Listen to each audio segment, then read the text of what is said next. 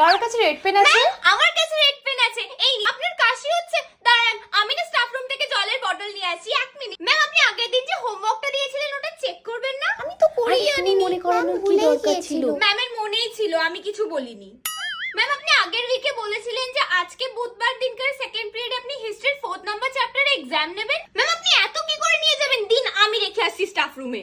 Good morning ma'am. Ma'am আজকে আপনাকে কি সুন্দর দেখতে লাগছে, matching blouse, matching sari, matching চুড়ি, আর আপনার ফ্যাশন সেন্স না ভীষণ ভালো। কালকে আপনাকে আমি শখের বাজারে দেখেছিলাম, আমি রাস্তায় রেপারে ছিলাম, আপনি কোথাও একটা যাচ্ছিলেন তাই না? ম্যাম দেখুন এরা আমার কথা শুনছে না, চুপও করছে না, আর আমি স্টার মেরে দিয়েছি যারা যারা বেশি কথা বলছে। ম্যাম আমাদের ইংলিশের সিলেবাসই তো শেষ হয়নি, নেক্সট পিরিয়ডে তো পিটির, আপনি নিয়ে নিন না। 15 মিনিট হয়ে গেল ম্যাম এখনো আসছে না। যাই গিয়ে ম্যামকে স্টাফ রুম থেকেই ডেকে আনি। আরে ছাড় না, এভাবেই ক্লাসটা কেটে যাবে। ম্যাম না আসলে তো মজাই হবে। তোদের তো শুধু ক্লাস না করার বাহানা।